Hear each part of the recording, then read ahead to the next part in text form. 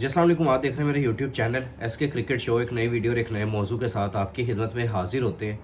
बात करने जा रहे हैं फ़खर ज़मान के हवाले से। अभी ये जो वीडियो है मेरी टोटली मैं ये डेडिकेट कर रहा हूँ फ़खर ज़मान को।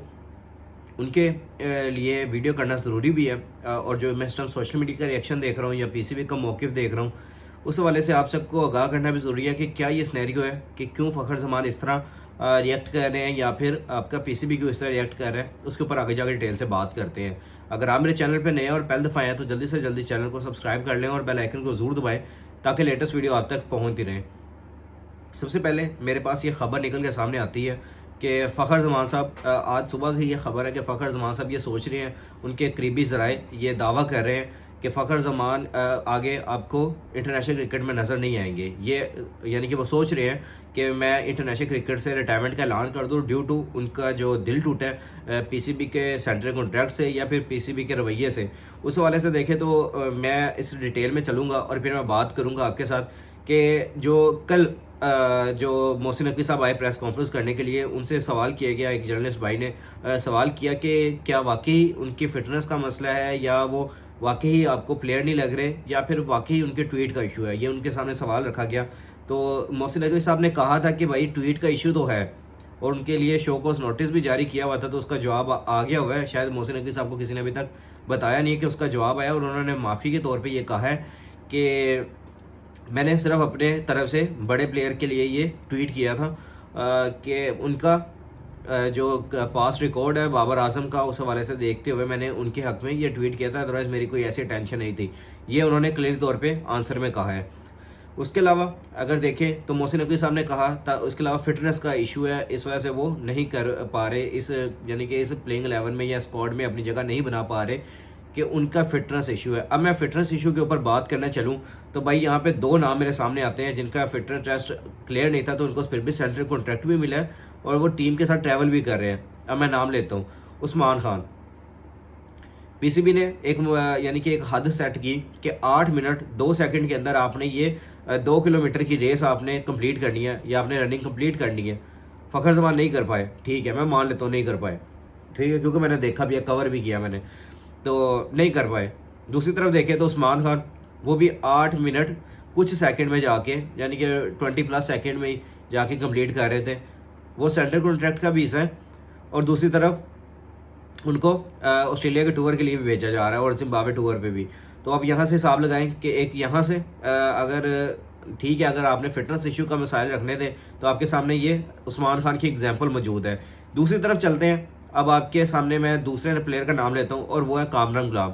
वो भी 8 मिनट कुछ सेकंड में जाके आपकी 2 किलोमीटर रेस पूरी करते हैं या रनिंग पूरी करते हैं। तो उस हवाले से भी देखें तो उन्होंने क्लियरली तौर पे एक यानी कि ये सामने हमारे सामने है कि उन्होंने क्लियरली तौर पे नहीं कंप्लीट की अपनी जो रनिंग है। तो उस हवाले से अगर देखें तो काफ़ी ज़्यादा ये शुबात पाए जा रहे थे कि शायद कामरान गुलाम भी इस चीज़ का हिस्सा नहीं होंगे, स्टेट ओवर का हिस्सा नहीं होंगे, उस्मान खान भी नहीं होंगे, लेकिन उस्मान खान भी स्क्वाड का हिस्सा है, आपके कामरान गुलाम भी स्क्वाड का हिस्सा है ODIs में खास तौर पे। तो ये हिस्सा तो आप यहाँ से हिसाब लगा सकते हैं कि आपके फ़खर ज़मान के साथ यहाँ पे इंजस्टिस इस वजह से हुई कि उनको जो शो कॉज नोटिस जारी किया गया था या फिर उन्होंने बाबर आजम के हवाले से ट्वीट कर दिया था, ये उनके कैरियर के ऊपर पड़ गई। मैं इसलिए बात करना चाह रहा हूँ फ़खर ज़मान के ऊपर कि उन्होंने जो पाकिस्तान क्रिकेट के लिए कुर्बानियाँ दी हैं वो कोई और प्लेयर नहीं दे सका आज तक।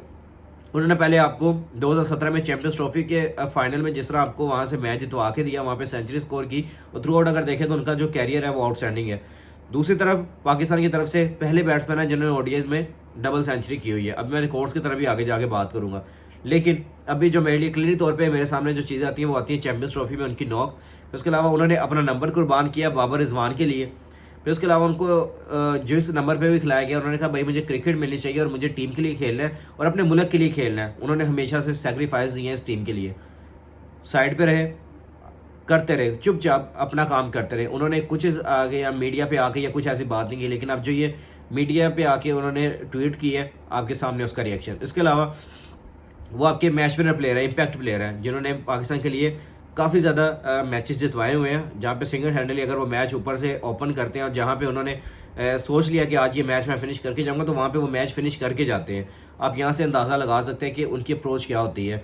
अभी मैं थोड़ा सा अगर आप रिकॉर्ड्स के ऊपर बात करें तो मेरे सामने रिकॉर्ड्स भी आ रहे हैं जो कि मेरे लिए काफ़ी ज़्यादा ये यानी कि शॉकिंग नहीं कह सकते, लेकिन मेरे लिए सबसे अच्छी बात यह है कि उन्होंने पाकिस्तान विल प्ले जो अभी नेक्स्ट टूर्स है उसके ऊपर ही बात करूँ तो पाकिस्तान ने 11 ओडीएस मैचेस खेलने हैं बिफोर चैंपियंस ट्रॉफी, जिसमें अगर देखें तो नेक्स्ट 6 ओडीएस डिस्पाइट स्कोरिंग 864, उन्होंने पिछले तकरीबन 6 ओडीएस में फ़खर जमान का स्कोर है 50 की एवरेज है, स्ट्राइक रेट 92 का है इन 2023 में ये मैं बात कर रहा हूँ। फिर Pakistan will play 3 ODS in south Africa and 2 ODS during home tri nation series south Africa New Zealand के खिलाफ, जो हमारी आगे ट्राई नेशन सीरीज होनी है फरवरी में जाके, जब ये यानी कि तकरीबन एक हफ्ता पहले से जब ये चैंपियंस ट्रॉफी स्टार्ट होनी है।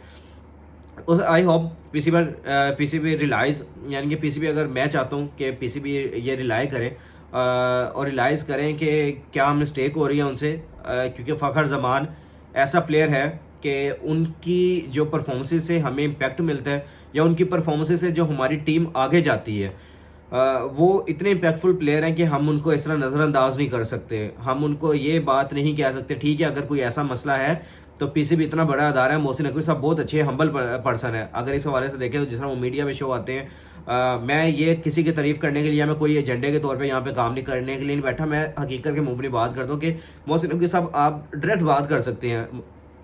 ठीक है, आपने शोकॉज नोटिस जारी किया, आपने जो कि आपके ऑफिशियल्स हैं उन्होंने जारी किया, आप तो बिजी रहते हैं ज़्यादा, तो आपके जो ऑफिशियल्स हैं उन्होंने जारी किया, उनके पास जवाब भी आया, लेकिन आपको अभी तक गाइड नहीं किया गया था। आपने कल प्रेस कॉन्फ्रेंस में भी कहा कि वो तकरीबन 1-2 दिन पहले से आपके पास ये जवाब आ चुका हुआ है, लेकिन अभी तक आपको गाइड नहीं किया गया। फिर उसके अलावा देखें तो अगर आप उससे बैठ के ये मामला तय कर लें, और ये इतना हम्बल पर्सन है ये आपका फ़खर जमान, वो इस बात को समझेगा, लेकिन अभी जो जज्बाती तौर पे वो फैसला करने जा रहे हैं कि मैं इसे इंटरनेशनल क्रिकेट से रिटायरमेंट का ऐलान कर दूं, तो ये मुझे नहीं लगता कि आप इस तरह के बड़े प्लेयर को इस तरह ज़ाया कर सकते हैं। आपके पास पहले भी पास्ट में इस तरह के जो टैलेंट है वो ज़ाया होते रहे हैं। अगर हमने अभी भी आवाज़ ना उठाई या हमने अभी भी बात ना की तो हमारे लिए ये बहुत बड़ा दर्द-ए-सर बन जाएगा कि एक ही इम्पैक्टफुल प्लेयर और मैच विनिंग प्लेयर है जो पाकिस्तान टीम के साथ काफ़ी अरसे से, तकरीबन पिछले 5-6 साल से देख लें तो पाकिस्तान टीम के रेगुलर मेंबर हैं, तो अगर उनके लिए आज भी हमने आवाज़ ना उठाई तो आगे बहुत मुश्किल हो जाएगा कि आगे पाकिस्तान के लिए कोई ऐसा प्लेयर दोबारा ढूंढना या फिर ऐसे एग्रेसिव तौर पे पाकिस्तान के लिए सोचना। ये मेरे लिए सबसे बड़ी बात है जो मैं यहाँ पे कंक्लूड करने के लिए हाजिर हुआ था, और आप लोगों के सामने मैंने ये चीज़ रखी है कि भाई हमने इस चीज़ के ऊपर जाना है, क्योंकि हमारे लिए सबसे ज़्यादा इंपॉर्टेंट ये है कि हमने अपनी क्रिकेट को आगे लेके जाना है, हमने अपने प्लेयर्स को बैक करना है। अगर उनके साथ हुआ भी है ठीक है, आपने एक एग्जांपल सेट करनी है ना कि ऐसे कोई प्लेयर कोई दोबारा ना करे, कोई इस तरह जो कि सेंट्रल कॉन्ट्रैक्टेड खास तौर पे प्लेयर्स वो अदारे के खिलाफ इस तरह ना बोले, तो हमें एक ट्यून तो सेट करनी है। लेकिन आपको इतना करना चाहिए था ठीक है, ऑस्ट्रेलिया के टूर में आपने उनको रेस्ट करवा दिया या आपने ड्रॉप कर दिया, ये उनके लिए सबसे बड़ी बात होगी। लेकिन दूसरी तरफ देखें तो इनको सेंट्रल कॉन्ट्रैक्ट से बाहर कर देना, ये बात हमें हजम नहीं हो रही और ना ही फैंस को हजम हो रही है कि ठीक है आप सेंट्रल कॉन्ट्रैक्ट का हिस्सा तो रखते हैं, लेकिन आप उनको इस टूर से बाहर करते हैं। उनको ये समझ आता कि हमने जो पीसीबी का फैसला है वो मानना है। अगर उन्होंने बाबर आजम के हक में ट्वीट किया तो ये उनके अपनी राय हो सकती है, तो फिर बाद में पीसीबी ने एक्शन किया तो उनको इतने इस वे में लेके जा सकते थे हम कि हमने उनको टर्मिनेट कर देते इस टूर के लिए। उसके बाद हम आगे उनको मूव फॉरवर्ड करते ताकि उनको समझ आती कि भाई अगर मैं इस तरह की बात करूंगा या कोई भी प्लेयर को उसको भी समझ आ जाती है, उसके बाकी जो प्लेयर्स हैं जो बाकी इस सर्किट में खेल रहे हैं उनको भी समझ आ जाती है कि अगर हम पीसीबी के फैसलों के खिलाफ बोलेंगे तो हमारी इस तरह टूर्स में भी शमूलियत यानी शक व शुबा के शिकार हो जाएगी, और दूसरी तरफ देखें तो आपका एक रिस्पेक्ट भी ख़राब होती है। तो इस तरह आप ये ट्यून सेट कर सकते हैं, लेकिन आपने उनको सेंट्रल कॉन्ट्रैक्ट से ही बाहर निकाल दिया। फिर उसके अलावा अगर देखें तो उनको इस टूर से बाहर कर दिया। आगे आपके पास 11 ओडीएस मैचेस आ रहे हैं, तो आपने उसको भी मुझे लग रहा है कि आपने ये सज़ा के तौर पे साइड पे करना है। लेकिन अभी जो मीडिया प्रेशर है, जो आपके यहाँ पे मीडिया पे आवाज़ उठाई जा रही है, फ़खर जमान के एक्स क्रिकेटर्स बात कर रहे हैं, ट्विटर इस टाइम भरा पड़ा हुआ है फ़खर जमान के लिए, और मैंने भी थोड़ी देर पहले ट्वीट किया, आप जाके देख सकते हैं।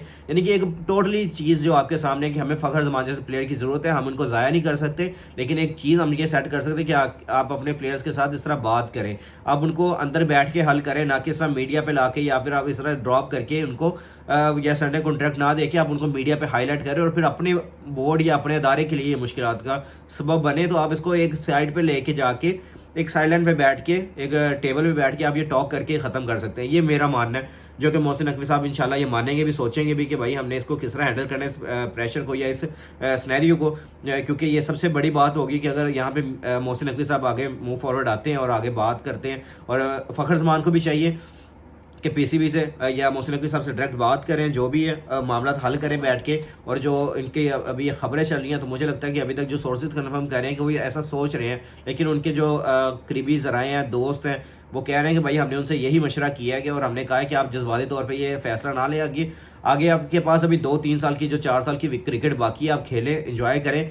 जब आपको लगेगा कि नहीं भाई अब मैं क्रिकेट नहीं खेल सकता, तो तब आप इसको साइलेंट कर दें। लेकिन आप इस तरह जज्बाती तौर पे या इस तरह के फैसले कर लें जो कि आपके लिए भी अच्छा ना हो और पाकिस्तान क्रिकेट के लिए भी अच्छा ना हो, ये हम चाहते हैं कि भाई आप थोड़ा सा सोचें।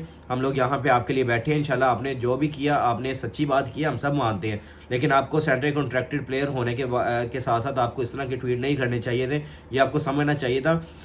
लेकिन अगर आपने आगे नहीं खेलना, वो आपकी आगे पर्सनल राय हो सकती है। लेकिन हम जो एज ए फ़ैन कह लें, एज ए क्रिकेटर जर्नलिस्ट कह लें, तो हमें ये बहुत ही ज़्यादा यानी कि मायूब लगेगा कि आप नहीं होंगे इस सर्किट में, तो हमें एक बड़ा लॉस होगा। ये हम सब समझते हैं कि हमें ये लॉस हो गया, तो हम समझेंगे यार एक बड़ा मैच विनर प्लेयर हमने ज़ाया किया है। तो इस हवाले से देखें तो फ़खर ज़मान को थोड़ा यहाँ पे नरमी दिखानी चाहिए, और दूसरी तरफ पीसीबी को भी उनके साथ बैठ के मामला सेट करने चाहिए।